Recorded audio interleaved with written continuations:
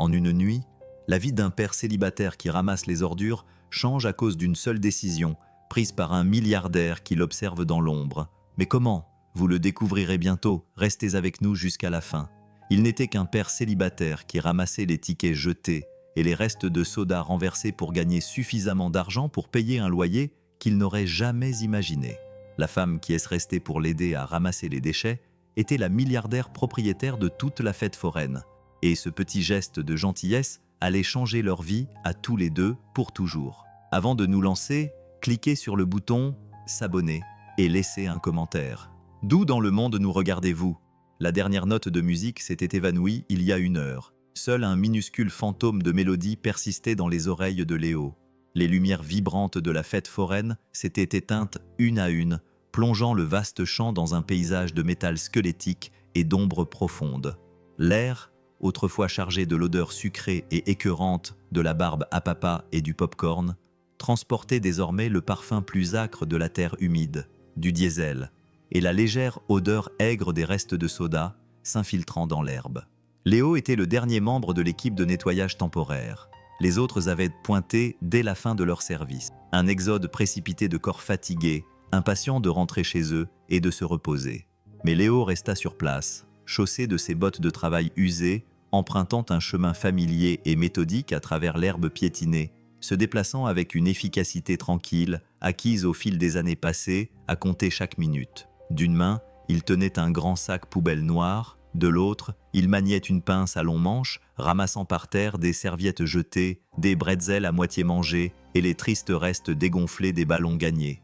Sa fille Maya l'attendait chez sa grand-mère, probablement endormie à présent, serrant dans ses bras la licorne en peluche qu'il avait gagnée pour elle plus tôt dans la journée.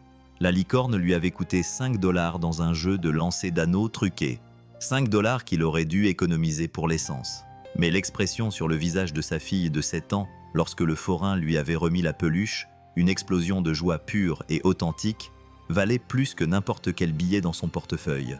Son travail, ces 3 jours passés à transporter des ordures et à démonter des stands, était censé être une petite bouée de sauvetage, un moyen de rattraper le retard d'1 semaine dans le paiement de son loyer, un moyen d'empêcher les lumières de clignoter jusqu'à s'éteindre définitivement dans une obscurité inquiétante. Mais tandis qu'il travaillait, le poids de tout cela pesait sur lui, plus lourd que le sac qu'il portait sur l'épaule, chaque ticket froissé lui rappelant une expérience qu'il ne pouvait pas offrir à Maya. Chaque jouet abandonné était le symbole des choses simples qu'il avait du mal à lui offrir. Il ne cherchait pas la pitié.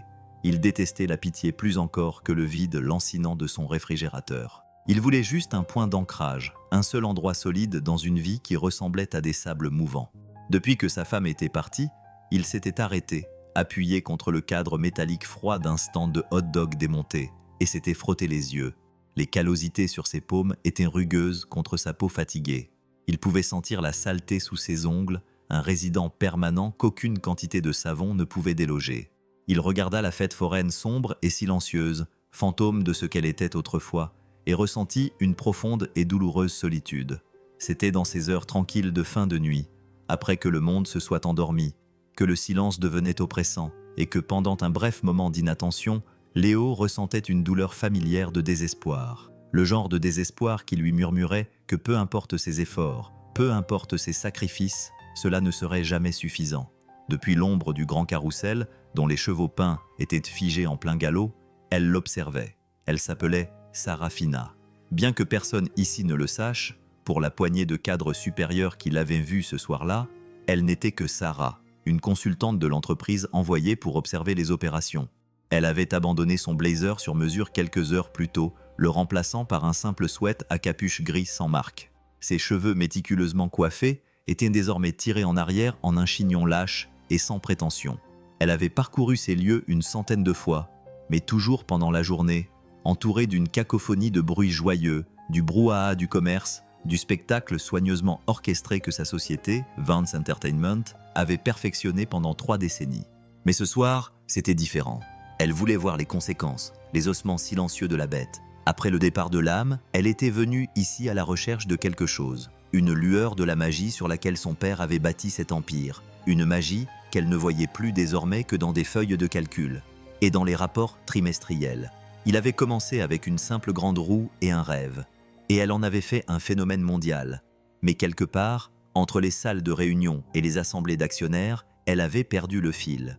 La joie était devenue une marchandise, l'émerveillement, une source de revenus. Et elle, l'architecte de tout cela, se sentait comme la personne la plus seule de son propre royaume. C'est alors qu'elle l'aperçut, une silhouette solitaire, se déplaçant avec une grâce lasse parmi les débris. Son travail était méthodique. Son attitude dégageait une détermination tranquille. Il ne se précipitait pas. Il était minutieux, nettoyant un espace dont des milliers de personnes avaient profité et qu'elles avaient abandonné sans y réfléchir à deux fois. C'était juste un homme qui faisait son travail. Mais il y avait dans son travail une dignité qui la frappa, une concentration imperturbable qui lui semblait plus réelle que tout ce qu'elle avait vécu de toute la journée. Il s'appuya contre la cabine, et même de loin, elle pouvait voir son épuisement, dans l'affaissement de ses épaules, dans la façon dont il passait sa main sur son visage, comme pour essuyer plus que de la sueur. La plupart des gens qu'elle connaissait voyaient le carnaval comme un lieu d'évasion, mais pour lui, ce n'était qu'une journée de travail comme les autres, une autre bataille dans une guerre. Elle ne pouvait pas imaginer qu'elle ressentait une étrange attirance inconnue.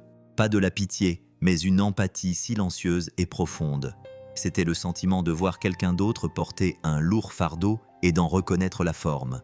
Même si elle en ignorait le contenu, elle avait des gardes du corps, un chauffeur, une suite dans le meilleur hôtel de la ville. Et pourtant, à ce moment-là, il semblait avoir quelque chose qu'elle avait perdu, quelque chose de solide, de réel, quelque chose qui valait la peine d'être fatigué. Elle resta dans l'ombre, fantôme dans sa propre machine, et continua à observer. Ne sachant pas pourquoi elle ne pouvait se résoudre à partir, Léo se leva de la cabine. Le métal froid lui rappelait cruellement le travail qu'il lui restait à accomplir.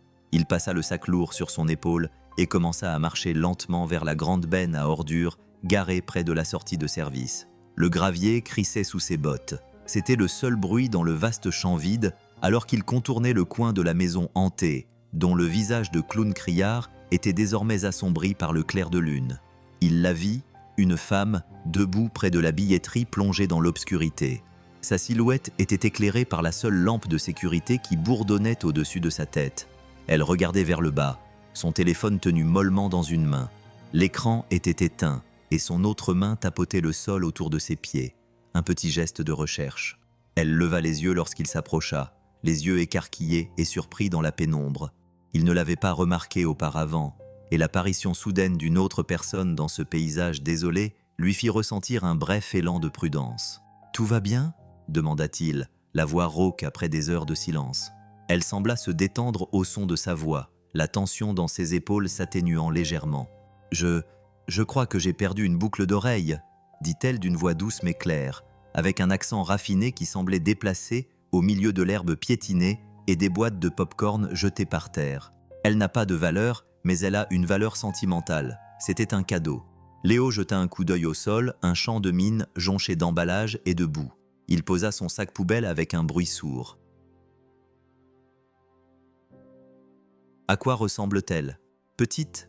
dit-elle en s'approchant. « En argent, une petite étoile. » Il acquiesça, ses yeux scrutant les environs de la cabine. Il n'avait pas le temps pour ça.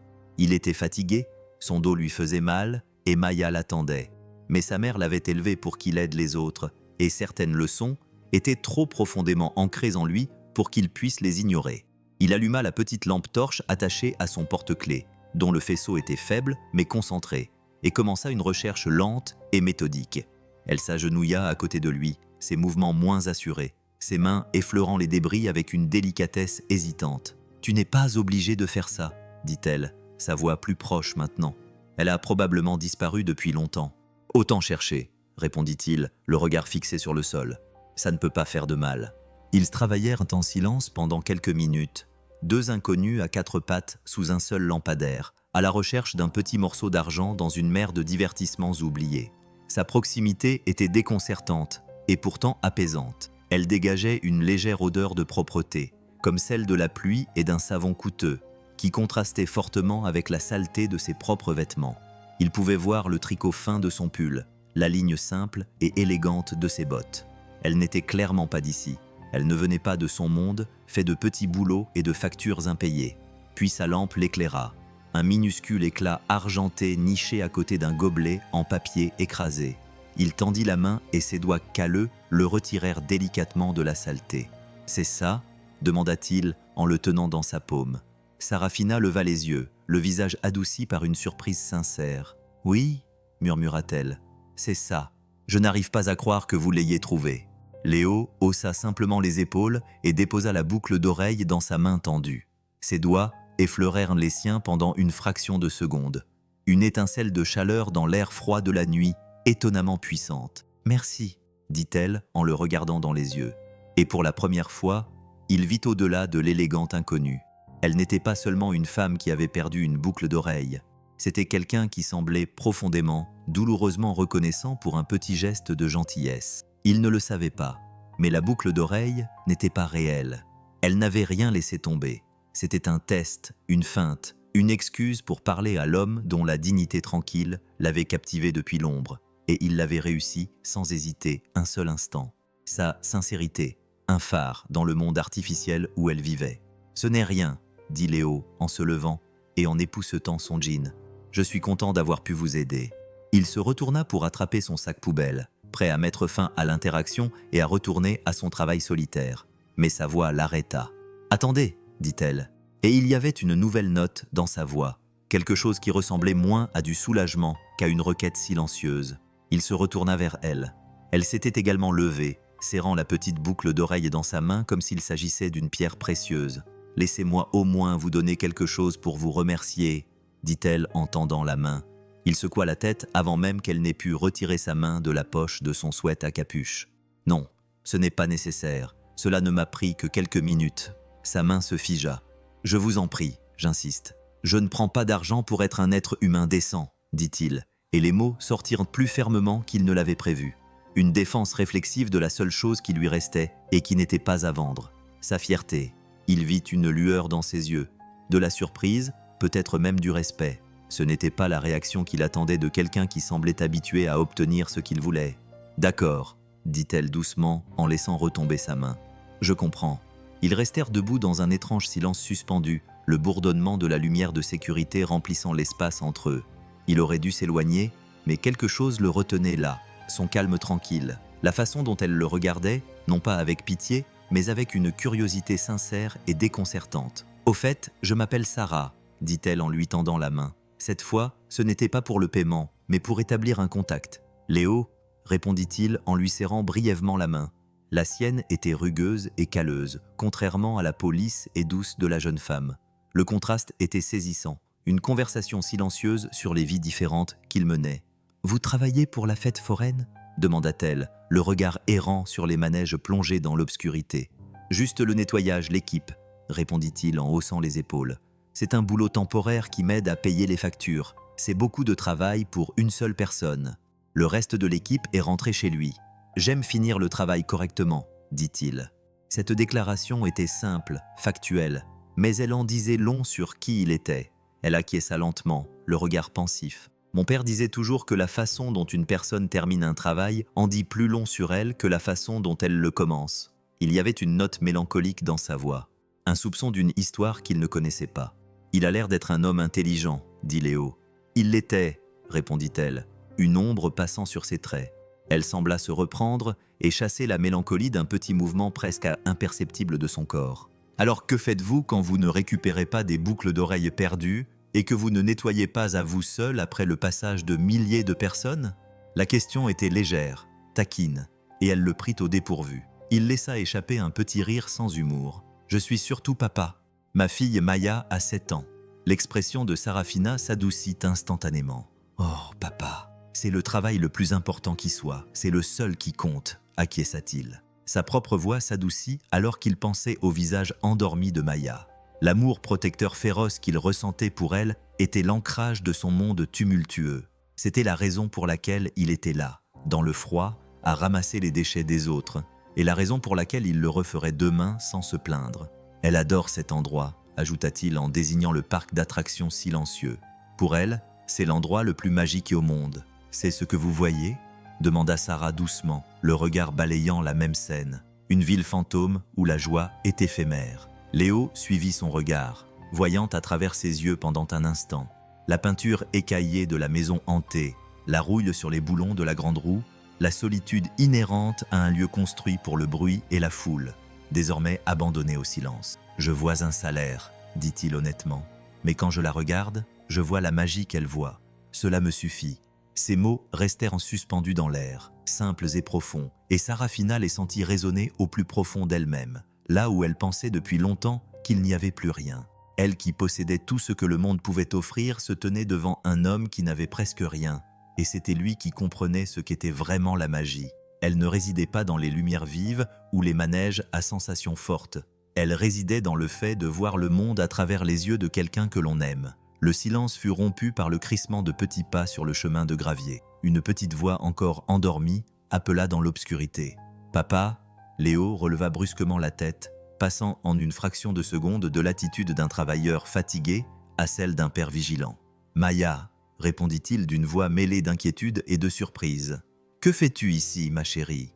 Maya émergea de l'ombre près du carrousel, vêtue d'un petit pyjama et serrant dans ses bras un lapin en peluche usé et borgne. Ses cheveux étaient emmêlés et ses joues rougies par le froid. « Je me suis réveillée et tu n'étais pas encore rentrée, » dit-elle, la lèvre inférieure tremblant légèrement. « Grand-mère m'a dit que tu allais bientôt rentrer, mais tu me manquais. » Et Barnaby avait peur. Léo parcourut la distance qui les séparait en quelques foulées rapides, la prit dans ses bras et enroula sa veste autour de son petit corps frissonnant. « Tout va bien, ma petite fille, j'ai presque fini.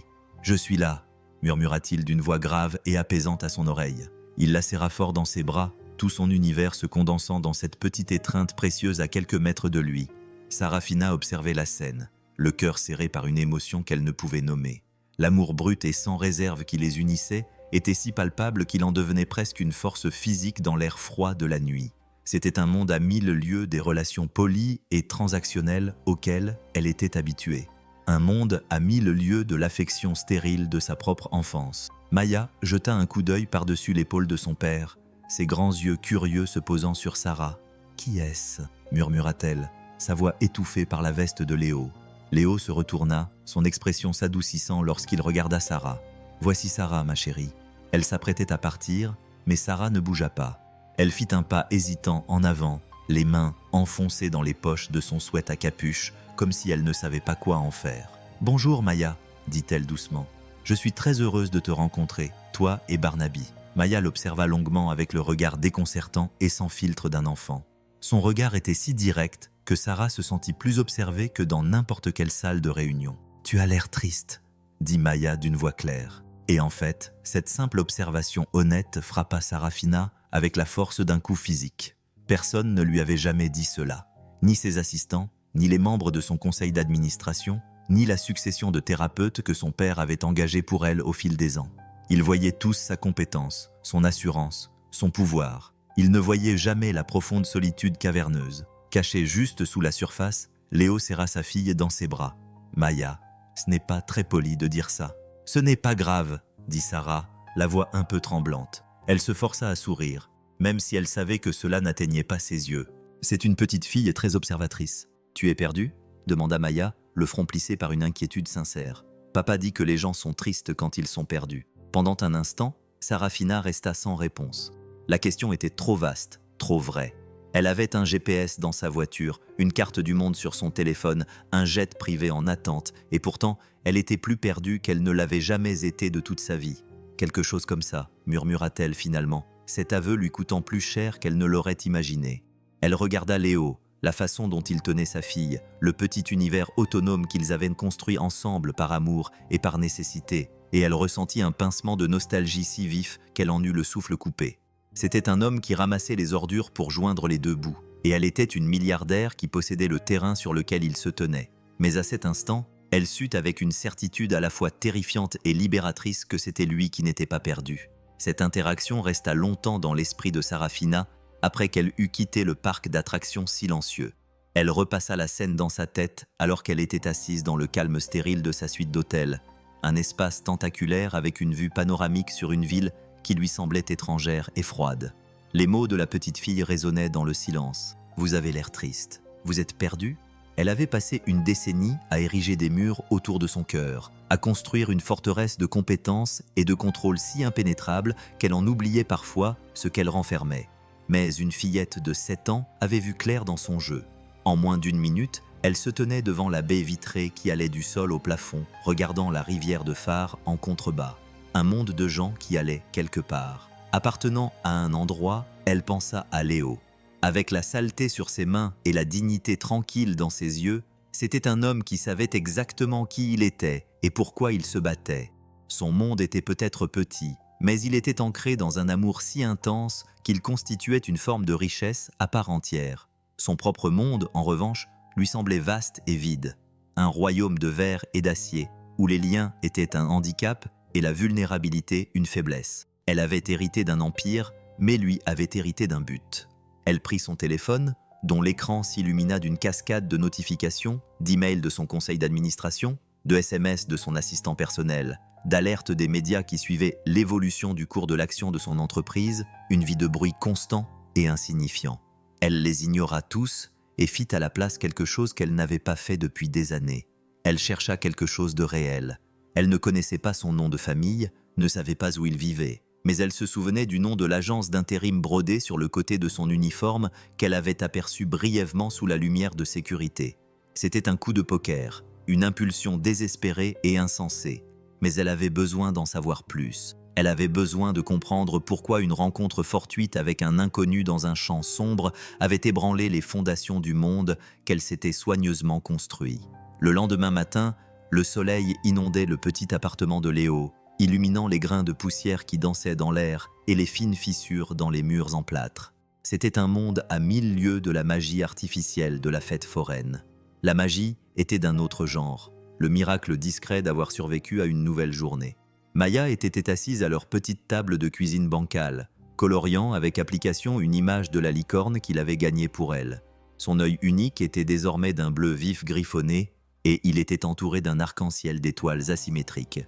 Léo se tenait devant la cuisinière, regardant l'eau pour leur porridge bouillir lentement.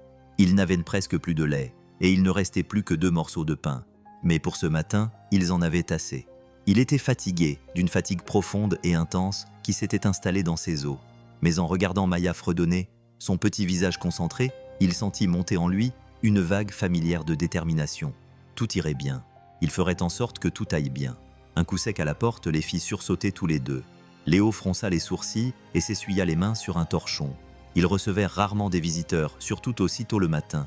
Il ouvrit la porte et trouva un coursier. Un jeune homme en uniforme impeccable, tenant un bloc-notes et une grande enveloppe plate destinée à Léo. Le coursier plissa les yeux pour lire le nom sur le colis. Stone. C'est Stanton, corrigea Léo, le front plissé de perplexité. Je n'attendais rien. La paille de Vance Entertainment, dit le coursier en lui tendant l'enveloppe et un stylo pour signer. On dirait un bonus. Léo fixa l'enveloppe sur laquelle le logo de Vance Entertainment était gravé en lettres argentées élégantes dans le coin. Son cœur se mit à battre un peu plus vite. Il n'avait travaillé là-bas que pendant 3 jours. Pourquoi lui envoyait-il une prime ? Il emporta l'enveloppe à l'intérieur, les doigts légèrement tremblants, et l'ouvrit. À l'intérieur se trouvait un chèque et une petite note dactylographiée pour son dévouement et ses services exceptionnels. Votre engagement n'est pas passé inaperçu. Le montant du chèque le coupa le souffle. Ce n'était pas une petite prime. C'était 5 000 $ de plus que ce qu'il gagnait en 3 mois. C'était son loyer. Pour le reste de l'année, c'était une nouvelle transmission pour sa vieille voiture. C'était des courses, de vraies courses, avec des fruits frais et peut-être même un steak. C'était une bouée de sauvetage. Un miracle. Une erreur. Ça devait être une erreur. Il s'effondra sur une chaise de cuisine. Le chèque tenait mollement dans sa main. Son esprit tournait à toute vitesse. Vance Entertainment. Ils étaient les propriétaires de la fête foraine, la société de Sarah. Sarah, il pensait à elle.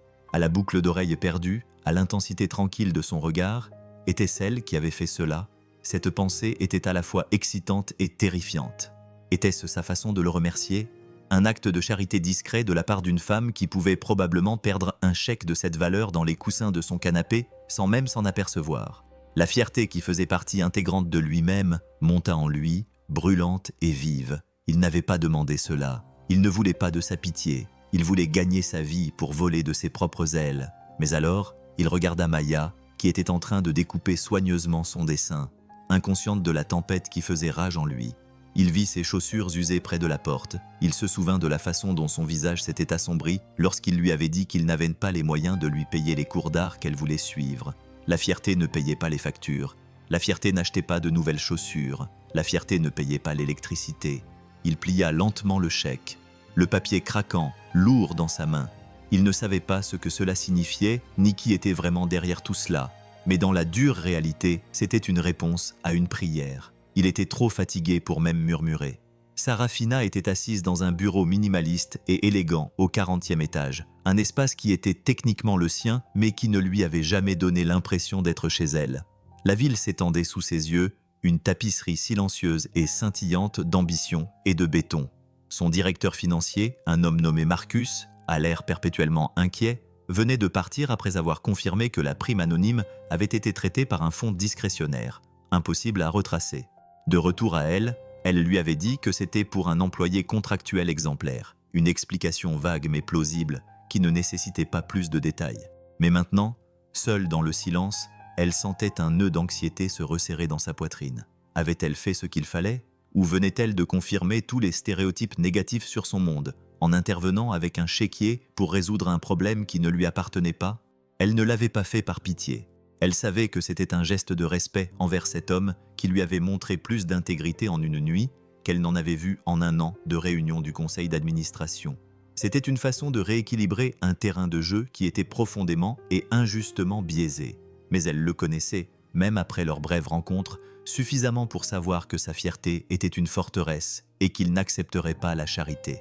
Et s'il découvrait que l'argent venait d'elle, cela pourrait détruire le lien fragile et indéfinissable qui s'était créé entre eux, un lien qu'elle se surprenait à revivre dans son esprit avec une fréquence surprenante. Elle pensait à Maya, à ses yeux clairs et honnêtes, et à ces questions simples et dévastatrices qui avaient transpercé les défenses soigneusement construites par Sarafina autour d'elle.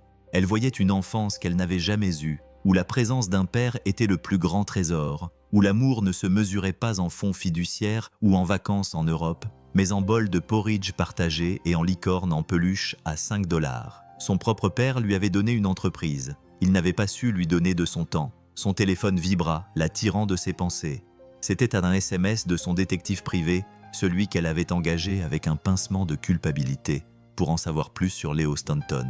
Le message était bref. Le nom complet du sujet est Leo Stanton, ancien charpentier, veuf. Le nom de sa fille est Maya Stanton. Âgée de 7 ans, réside actuellement au 182 Oak Street. Appartement 2B Sarafina fixe à l'adresse. Une simple suite de mots qui semblait plus réelle, plus concrète que le gratte-ciel dans lequel elle se trouvait. Elle savait qu'elle n'aurait pas dû. Elle savait qu'elle franchissait une ligne, brouillant les frontières entre une rencontre fortuite et quelque chose de plus délibéré. Mais l'attraction était trop forte. Elle voulait voir son univers pour comprendre la vie de cet homme qui, en une seule nuit, l'avait amenée à remettre en question toute la structure de la sienne. Elle ferma son ordinateur portable, sa décision prise. Elle n'allait pas s'immiscer, elle n'allait pas se présenter. Elle avait juste besoin de voir par elle-même, pour savoir que la dignité tranquille dont elle avait été témoin n'était pas seulement un moment fugace dans l'obscurité, mais un mode de vie qui existait vraiment quelque part, au-delà de sa cage dorée. Le trajet jusqu'à Oak Street fut un voyage à travers plusieurs mondes. Le chauffeur de Sarafina conduisit l'élégante voiture noire depuis les gratte-ciel étincelants du quartier financier jusqu'au quartier plus ancien et plus calme, où les bâtiments étaient faits de briques plutôt que de verre, et où les arbres étaient là depuis assez longtemps pour avoir une histoire. Oak Street était une rue modeste bordée d'arbres, le genre d'endroit où les vélos des enfants étaient laissés sur les pelouses, et où la peinture des porches s'écaillait d'une manière qui témoignait d'une vie bien remplie, et non d'un manque d'entretien, alors qu'il s'arrêtait en face du numéro 182, un immeuble en briques de 3 étages avec des marches usées et des fenêtres solides et sans ornement. Sarafina sentit son cœur battre un peu plus vite. C'était là, c'était chez lui, depuis les vitres teintées de sa voiture. Elle regarda Léo et Maya sortir de la porte d'entrée. Léo portait la même veste usée que lors de la fête foraine, les épaules affranchies d'une détermination familière et fatiguée. Il tenait la main de Maya, et elle sautillait à côté de lui, son sac à dos rebondissant à chaque pas, le lapin borgne jetant un œil depuis une poche latérale. Ils ne montèrent pas dans une voiture. Ils marchèrent jusqu'à l'arrêt de bus, attendant ensemble sur le petit banc en bois. Léo se pencha et dit quelque chose à Maya, en montrant sa chaussure, et elle rit. un son clair et insouciant que Sarafina ne pouvait pas entendre, mais qu'elle pouvait ressentir à cet instant. Ils n'étaient qu'un père et une fille, une petite unité résiliente face à l'immensité du monde. Sarafina les regarda jusqu'à ce que le bus arrive dans un crissement de frein et qu'ils montent à bord. Ils disparurent de sa vue, mais elle resta dans la voiture longtemps après leur départ. Le silence à l'intérieur du véhicule de luxe contrastait fortement avec la vie simple et animée dont elle venait d'être témoin. Il n'y avait rien de grandiose sur Oak Street, aucun signe visible de richesse ou de pouvoir, mais il y avait là une richesse que son penthouse au 50e étage ne pourrait jamais égaler. C'était la richesse des liens, des difficultés partagées, d'un amour qui servait de bouclier contre les aspérités du monde. Elle lui avait envoyé un chèque, une solution stérile, sur papier, à un problème qu'elle supposait purement financier. Mais en le regardant avec sa fille, elle comprit qu'elle s'était trompée. Sa pauvreté n'était pas seulement un manque d'argent, c'était une vie sans filet de sécurité, une vie où chaque petite joie était difficile à obtenir et où chaque revers était une catastrophe potentielle. Son argent pouvait boucher un trou, mais il ne pouvait pas réparer le tissu de sa vie. Et pour la première fois, Sarafina ressentit le poids écrasant de son impuissance. Elle, qui pouvait presque tout acheter, ne pouvait pas lui acheter la tranquillité d'esprit, ne pouvait pas lui rendre ce qu'il avait perdu, ne pouvait pas lui donner la seule chose dont il avait vraiment besoin, une partenaire avec qui partager le fardeau. Alors que le chauffeur éloignait la voiture du trottoir, Sarafina prit une décision, un changement intérieur silencieux qui allait modifier le cours de sa vie. Elle n'allait plus être une bienfaitrice anonyme. Elle n'allait plus se contenter d'observer de loin si elle devait faire partie de leur vie. Elle devait s'impliquer, non pas en tant que riche donatrice, mais en tant que Sarah, une personne prête à sortir de l'ombre et à prendre le risque d'être vue pour ce qu'elle était vraiment, et non pour ce qu'elle possédait une semaine auparavant. Et le chèque de 5 000 $ resta dans un tiroir de la cuisine de Léo sans être encaissé. Il l'avait sorti une douzaine de fois, son pouce effleurant le logo élégant de Vance Entertainment. Un mélange de fierté et de pragmatisme le tiraillait. Il savait qu'il devait l'encaisser. Il savait que c'était la chose intelligente et responsable à faire pour Maya. Mais quelque chose le retenait. Un refus obstiné et inné d'accepter ce qui ressemblait à une aumône. Un jugement silencieux sur son incapacité à subvenir aux besoins de sa famille. Il se disait qu'il le ferait demain, puis le lendemain, puis le jour suivant. En attendant, il acceptait quelques heures supplémentaires dans un entrepôt local. Le travail était abrutissant, mais le salaire immédiat, même s'il suffisait tout juste à couvrir les courses de la semaine. Il déchargeait un camion en fin d'après-midi lorsque son téléphone vibra dans sa poche. C'était un SMS provenant d'un numéro inconnu. « Salut, c'est Sarah, de la fête foraine. J'espère que ce n'est pas trop direct, mais je me demandais si Maya et toi étiez libres ce week-end. J'ai 2 billets pour le zoo de la ville qui vont être perdus. » Léo fixa le message. Son cœur fit un bond qui n'avait rien à voir avec les lourdes caisses qu'il soulevait, mais avec les billets pour le zoo. C'était une offre amicale et décontractée, mais il savait avec une certitude accablante que c'était plus que cela. C'était un autre geste de son monde, un autre rappel du fossé qui les séparait.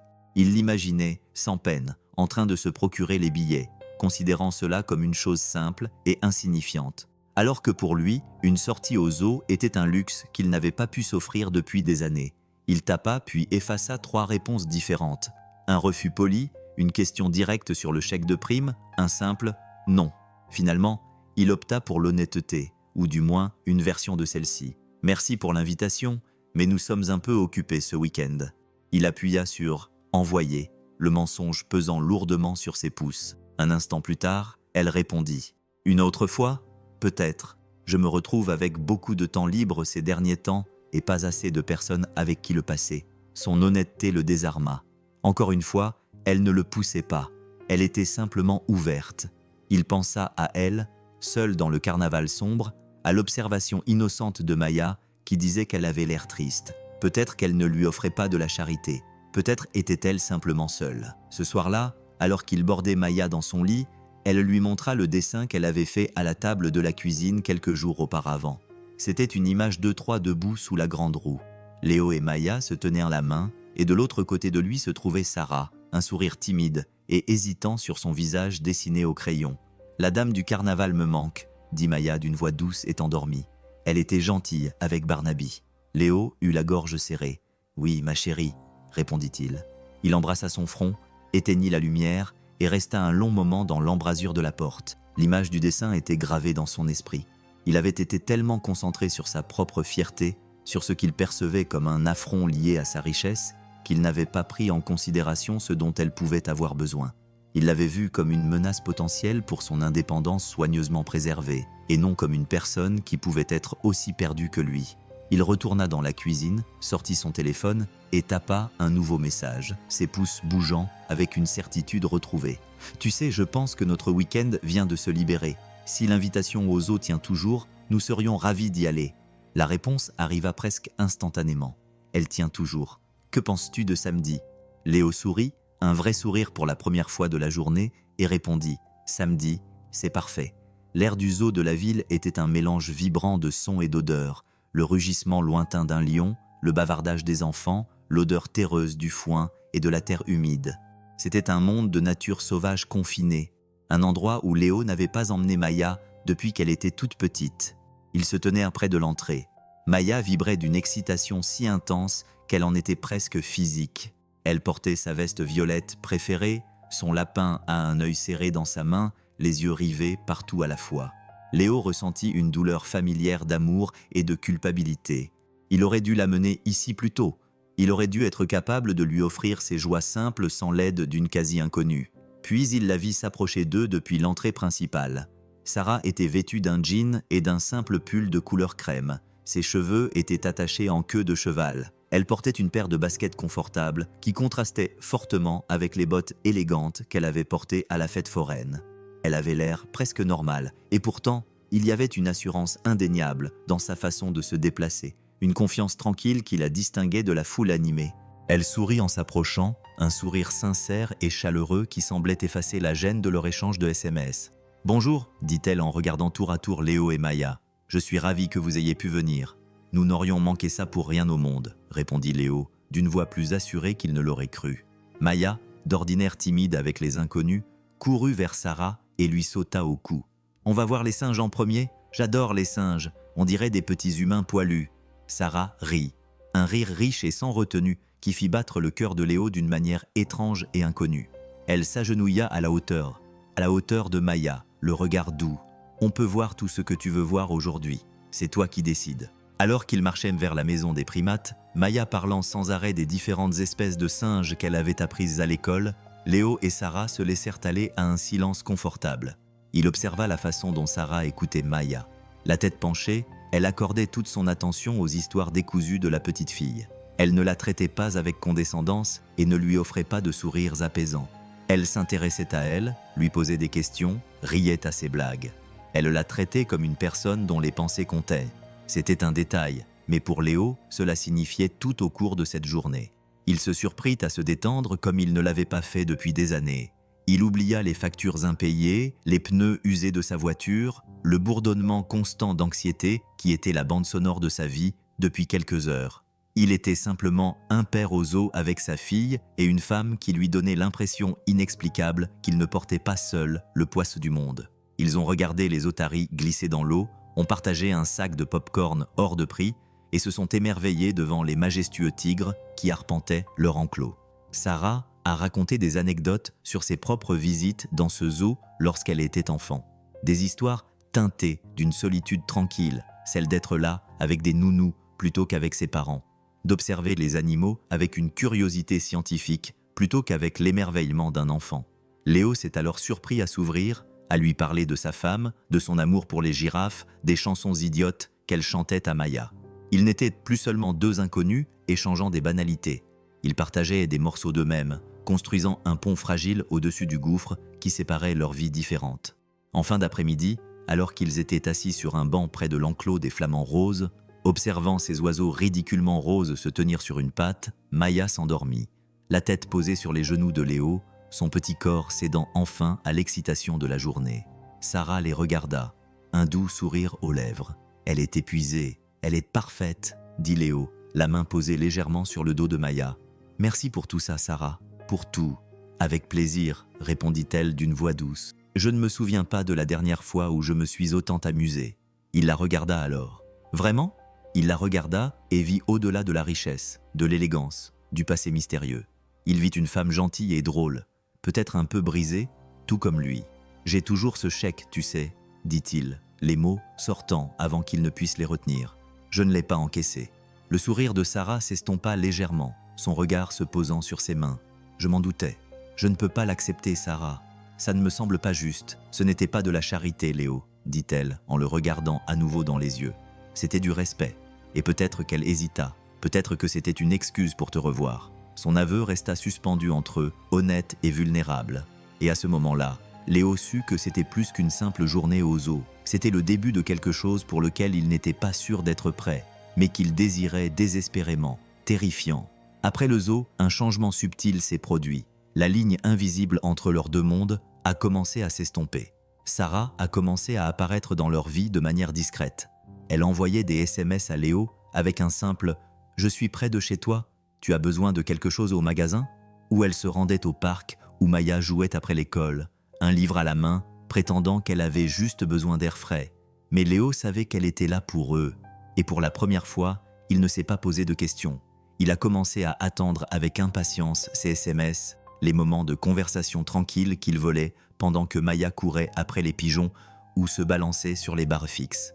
Un mardi après-midi pluvieux, il travaillait sur un petit projet de menuiserie dans le sous-sol commun de son immeuble. Il essayait de réparer une étagère bancale pour son voisin âgé lorsqu'il a entendu des pas dans l'escalier en béton. Sarah apparut en bas, tenant 2 tasses de café et un petit sac en papier. Elle portait un simple imperméable, ses cheveux humides et bouclés encadrant son visage. Elle semblait tellement déplacée dans ce sous-sol poussiéreux et faiblement éclairé, et pourtant, elle semblait tout à fait à l'aise. « J'ai apporté une offrande de paix », dit-elle en brandissant le café. « J'ai pensé que tu aurais besoin d'une pause. »« Tu as bien pensé », dit-il en acceptant une tasse, leurs doigts s'effleurant. Et l'étincelle familière était là, un courant tranquille qui semblait circuler entre eux chaque fois qu'ils étaient proches. « Qu'y a-t-il dans le sac ?»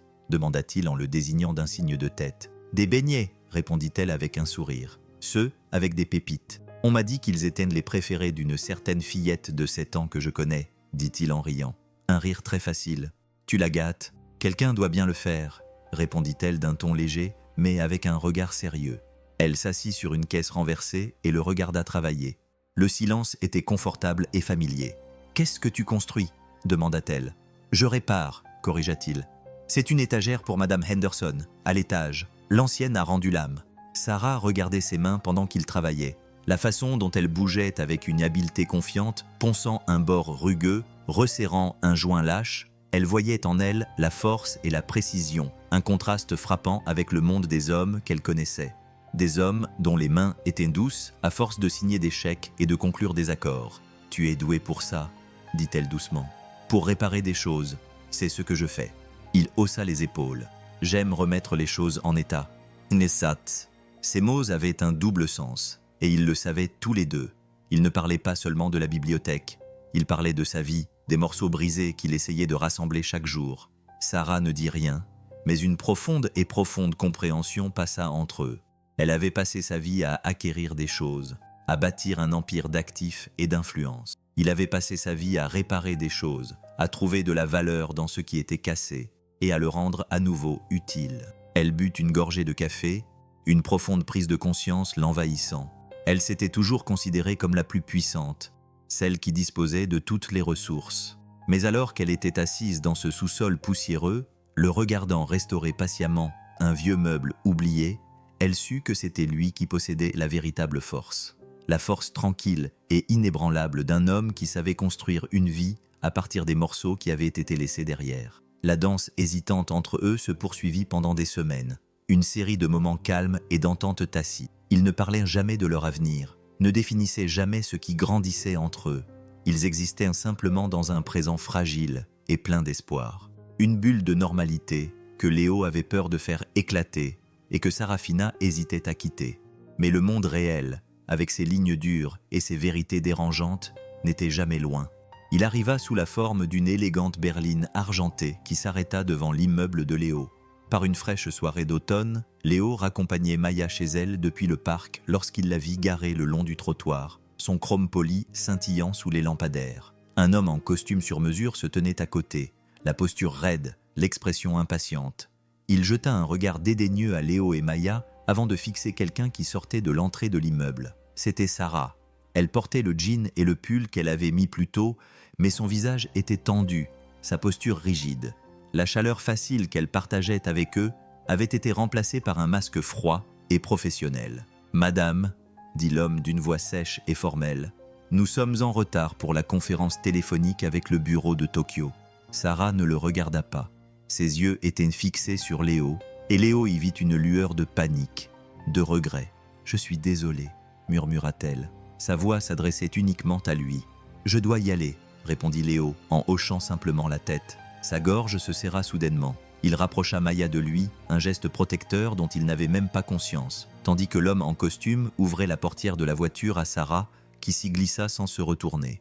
La voiture s'éloigna du trottoir dans une accélération douce et silencieuse, laissant Léo et Maya debout sur le trottoir dans un nuage de gaz d'échappement coûteux. « Qui était-ce, papa ?»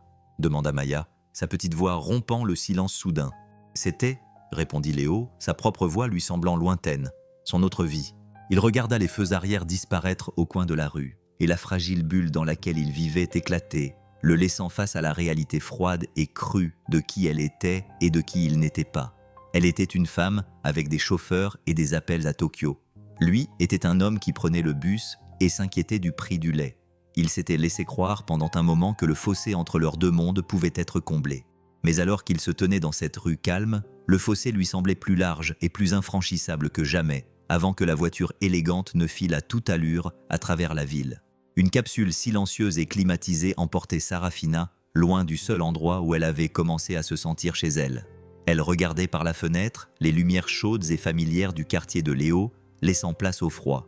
L'éclat impersonnel du centre-ville. Son chauffeur, un homme nommé Arthur, qui travaillait pour sa famille depuis des années, restait silencieux, les yeux fixés sur la route, mais elle pouvait sentir son désaccord.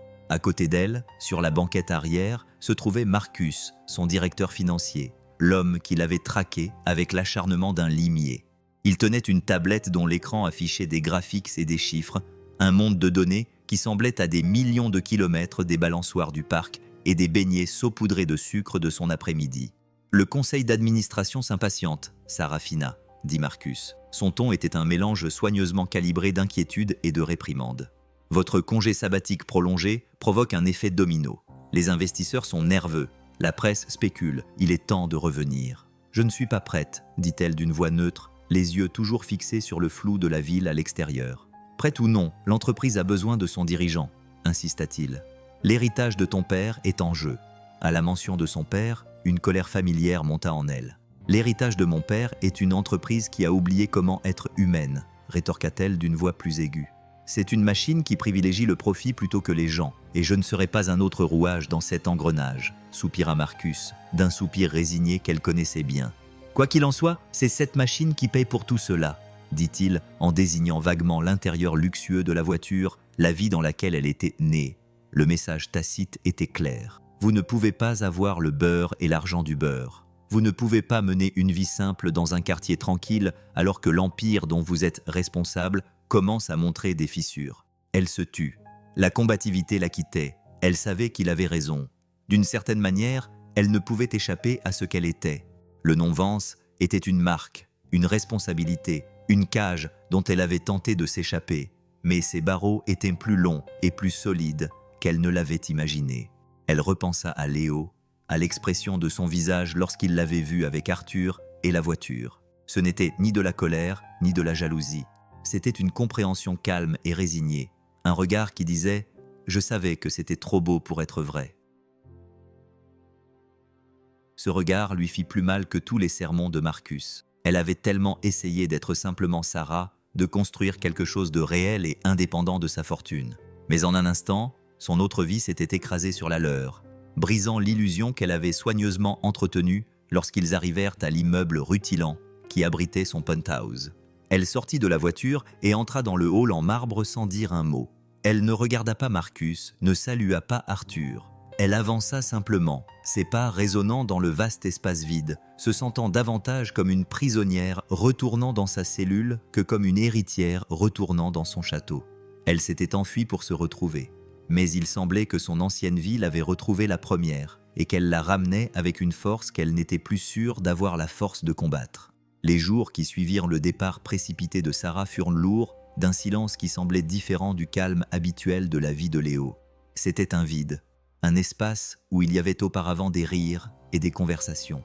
Maya fut la première à le nommer. « Sarah est-elle en colère contre nous ?» demanda-t-elle un soir, en poussant ses haricots verts dans son assiette. « Non, ma chérie, » répondit Léo d'une voix douce mais tendue. « Elle est juste très occupée. Elle a un travail très important, tu te souviens ?» Maya baissa les yeux vers son assiette, les épaules voûtées. « Elle me manque. Moi aussi, » admit Léo, les mots lui échappant avant qu'il ne puisse les retenir. C'était la vérité, une vérité simple et douloureuse qui s'était installée dans sa poitrine. Son rire facile, son intelligence tranquille, la façon dont elle le regardait comme s'il était quelqu'un de valeur, et non quelqu'un à corriger ou à réparer, lui manquait. Il se surprenait à vérifier constamment son téléphone, dans l'espoir d'un SMS, d'un appel, d'un signe quelconque que le monde qui l'avait englouti ne l'avait pas complètement effacé. Mais il n'y avait rien, juste un silence profond et assourdissant. Il essaya de se plonger dans son travail, en prenant des heures supplémentaires, en réparant le robinet qui fuyait chez un voisin, en construisant une étagère pour la bibliothèque locale. Il occupait ses mains pour calmer son esprit. Mais la nuit, lorsque la fatigue s'installait, les pensées revenaient. Il restait éveillé, les yeux fixés au plafond, repassant leur histoire dans sa tête, cherchant des indices, un signe que ce qu'ils avaient vécu était réel, et pas seulement une évasion temporaire pour une femme riche et solitaire. Sa fierté, qui avait été apaisée par son affection sincère, refaisait surface, lui murmurant des doutes empoisonnés à l'oreille. N'avait-il été qu'un projet, une brève diversion intéressante dans sa vie réelle, une curiosité de col bleu pour une femme qui avait tout? Ces questions le rongeaient, érodant la fragile confiance qu'il avait commencé à construire un après-midi. En vidant son portefeuille, il trouva le chèque qu'elle lui avait donné, toujours plié, toujours non encaissé. Il l'avait oublié, et le voir maintenant lui donnait l'impression d'une gifle. C'était un rappel brutal et tangible du monde dont elle venait. Un monde de solutions faciles et de pouvoirs financiers qui lui était si étranger que, dans un moment de frustration et de douleur, il faillit le déchirer. Mais il s'arrêta, ses doigts hésitant sur le papier craquant. Ce chèque n'était plus seulement une question d'argent. Il symbolisait tout ce qui les séparait, le fossé qu'il n'était pas sûr de pouvoir franchir un jour. Il remit le chèque dans le tiroir, mais cette fois, il ne le ferma pas. Il le laissa légèrement entrouvert, comme une question silencieuse et sans réponse. Dans le calme de sa cuisine, il ne savait pas s'il attendait qu'elle revienne ou qu'il se résigne enfin à la laisser partir. Dans sa cage dorée, Sarafina se noyait dans un océan d'obligations, de réunions du conseil d'administration, d'appels aux investisseurs, de sessions de planification stratégique. Elle passait ses journées comme un automate. Son visage était un masque soigneusement composé de compétences. Sa voix était calme et professionnelle. Elle jouait le rôle de Sarafina Vance, PDG, avec une précision irréprochable. Mais à l'intérieur, elle se sentait vide. Un fantôme hantait sa propre vie. La ville qui lui avait autrefois semblé être le centre de l'univers lui apparaissait désormais comme une prison. Ses lumières scintillantes semblaient se moquer d'elle. Son bruit incessant lui rappelait sans cesse la connexion authentique et paisible qu'elle avait laissée derrière elle. L'odeur de la sûre dans l'atelier de Léo lui manquait. Le rire de Maya dans le parc, le sentiment simple et profond d'être vue pour ce qu'elle était, pas pour ce qu'elle représentait. Une nuit, incapable de dormir, elle se retrouva dans l'ancien bureau de son père, une pièce qu'elle avait évitée pendant des années. C'était un musée de son ambition, rempli de livres reliés en cuir, de distinctions encadrées et de photographies de lui serrant la main d'homme puissant, posée sur un petit bureau encombré. Elle trouva une boîte de vieilles vidéos familiales, poussiéreuse et sans étiquette, sur un coup de tête. Elle sortit le vieux projecteur et y enfila une bobine. Le film s'est animé, projetant des images granuleuses et silencieuses sur le mur. Une version plus jeune de son père, le visage détendu et souriant, poussait une petite fille sur une balançoire. Les cheveux de la fillette étaient en bataille et emmêlés, et elle riait, la tête renversée en arrière, dans une joie pure et authentique. Cette petite fille, c'était elle. Sarafina regardait, la gorge serrée, les scènes se déroulaient.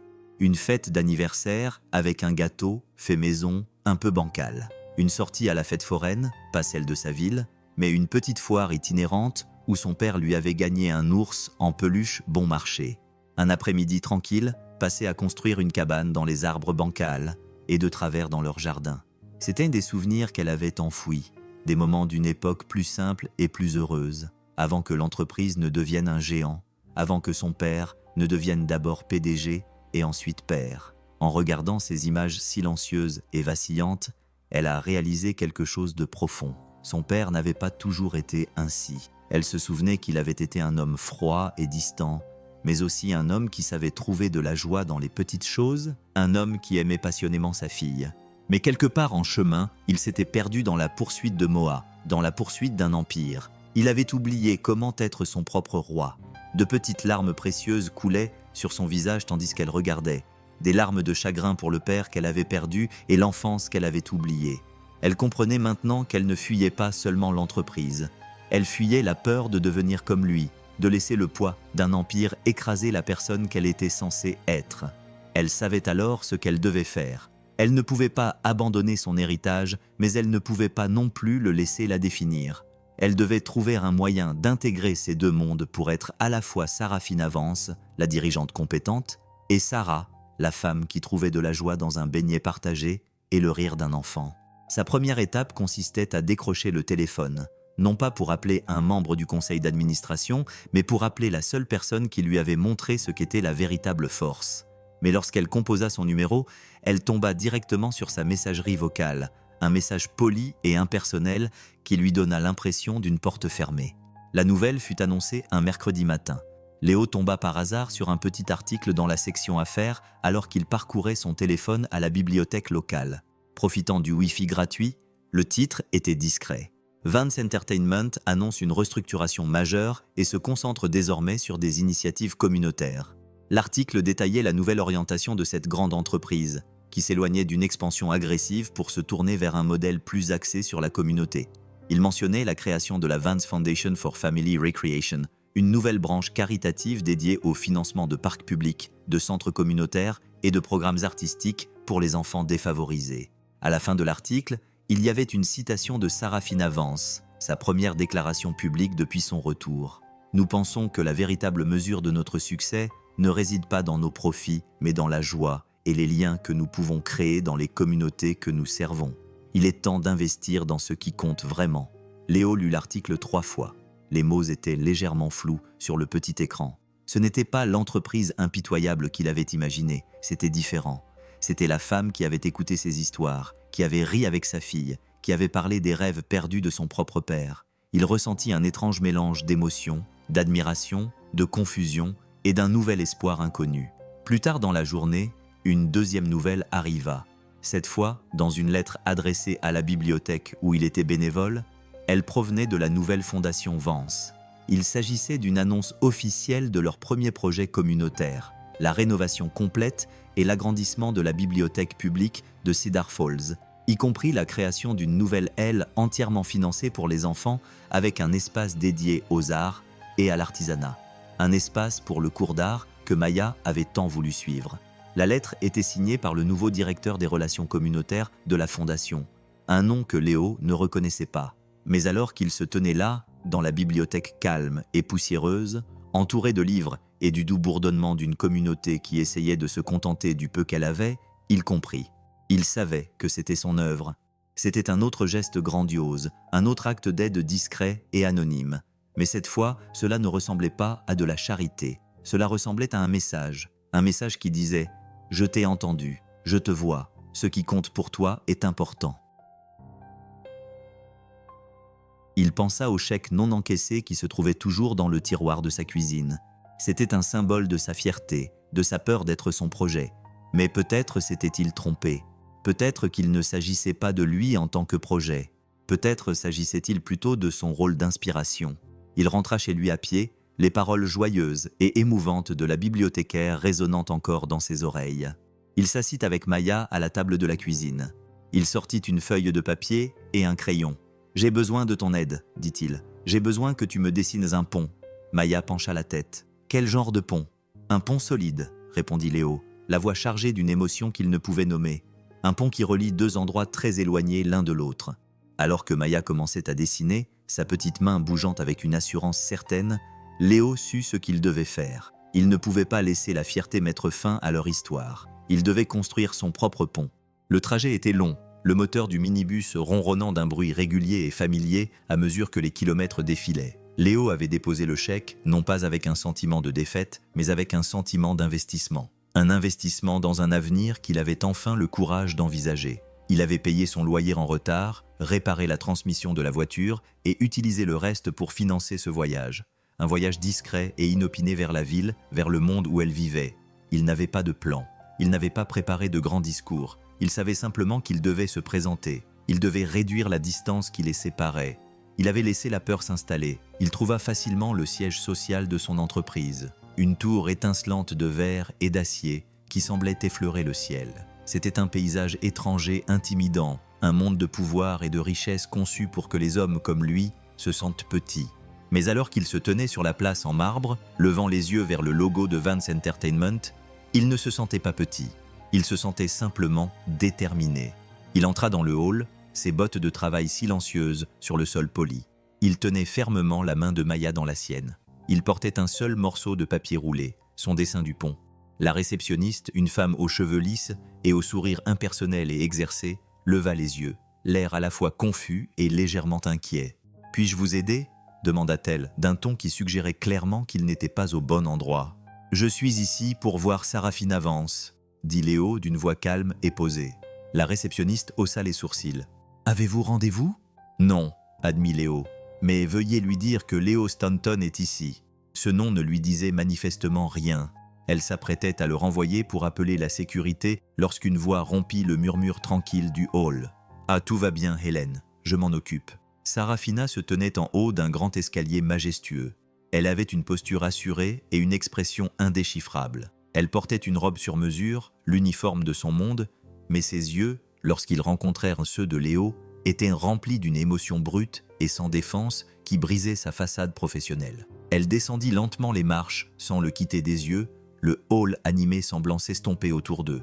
Elle s'arrêta à quelques pas de lui, l'espace entre eux chargé d'une année de mots non dits. « Tu es venu » murmura-t-elle d'une voix à peine audible. « Je devais venir » dit-il d'une voix grave. « Tu as construit un pont. J'ai pensé que c'était à mon tour de le traverser. » Il déroula le dessin et le tendit à Maya. Le pont, solide et coloré, s'étendait sur toute la page, reliant une petite maison modeste d'un côté à une haute tour brillante de l'autre. Sarafina prit le dessin, ses doigts effleurant les siens, et une larme solitaire coula sur sa joue. Elle ne l'essuya pas. Elle le laissa la voir. Une fissure dans son armure, symbole de la vulnérabilité qu'elle n'avait jamais montrée qu'à lui. « Est-il assez solide ?» demanda-t-elle, la voix brisée. « Eh bien, rendons-le assez solide, » répondit-il en prenant sa main, ses doigts calleux entrelaçant ses doigts lisses, au milieu de ce hall en marbre froid, entouré des symboles de son empire. Ils n'étaient plus un milliardaire et un charpentier. Ils étaient simplement Léo et Sarah, deux personnes qui avaient trouvé chez l'autre un foyer. Ils avaient cessé de croire qu'ils trouveraient un jour le carnaval de retour en ville. Un an jour pour jour, depuis leur première rencontre. Les lumières étaient tout aussi vives, la musique tout aussi forte, l'air tout aussi chargé de l'odeur du pop-corn et des possibilités. Mais cette fois, tout était différent. Léo marchait dans l'allée centrale, non pas en tant que membre de l'équipe de nettoyage, mais en tant que partenaire, tenant fermement la main de Sarah. Maya dansait devant eux, le visage peint d'un papillon scintillant, son lapin-borgne remplacé par un tigre géant et duveteux qu'elle avait gagné de ses propres mains à un jeu qui, pour la première fois, n'était pas truqué. Sarah avait veillé à transformer son entreprise de fonds en comble. Sa révolution silencieuse avait fait des vagues dans l'industrie. La fondation Vance était en plein essor, construisant des parcs et finançant des bibliothèques dans des villes oubliées à travers le pays. Avec Léo à ses côtés en tant que codirecteur, sa perspective pratique et terre-à-terre était le parfait équilibre à son ambition visionnaire. Ils avaient quitté la ville pour acheter une petite ferme, avec un grand jardin et un atelier encore plus grand pour Léo. Un endroit où Maya pouvait courir librement et où ils pouvaient construire une vie qui était un mélange de leur monde utopique et du monde réel. Avec juste assez de magie pour rendre les choses intéressantes, ils s'arrêtèrent devant la grande roue, celle-là même qui avait été le témoin silencieux de leur première conversation. « Prête à monter ?» demanda Sarah, une lueur espiègle dans les yeux. Léo la regarda. Cette femme qui avait su voir au-delà de ses vêtements usés et de son portefeuille vide pour découvrir l'homme qu'il était, cette femme qu'il avait failli repousser à cause de sa fierté. « Avec toi, répondit-il, la voix pleine d'un amour constant et certain. Toujours. Alors que la grande roue les emportait vers les étoiles, le monde vibrant et chaotique de la fête foraine s'étalait sous leurs yeux. Maya était assise entre eux, ses petites mains agrippées aux leurs, le visage rayonnant d'une joie pure et sincère. Léo regarda le visage rayonnant de sa fille, puis la femme à côté de lui, et il sut avec une certitude profonde que c'était cela, le sentiment de plénitude. Il ne s'agissait pas de réparer ce qui était cassé. Il s'agissait de construire quelque chose de nouveau, de plus solide, ensemble. La grande roue atteignit le sommet, s'arrêtant un instant pour leur permettre d'admirer la vue imprenable sur le monde baigné de lumière. « Tu sais, » dit Sarah, la tête posée sur son épaule, la voix douce murmurant dans l'air nocturne, « je pense que c'est ce que mon père a toujours voulu. Pas l'Empire, pas les prophètes, mais ça. » Léo lui serra la main. « Il serait fier de toi. Je pense, dit-elle, les yeux brillants de larmes contenues, qu'il serait fier de nous. » Et alors que la roue commençait sa lente et douce descente vers la terre ferme, Léo sut que leur histoire n'était pas un conte de fées où un homme pauvre était sauvé par une femme riche. C'était l'histoire de deux âmes perdues qui avaient trouvé en l'autre le courage de construire un foyer non pas de verre et d'acier, mais d'amour, de confiance et de la magie tranquille et inébranlable d'une seconde chance.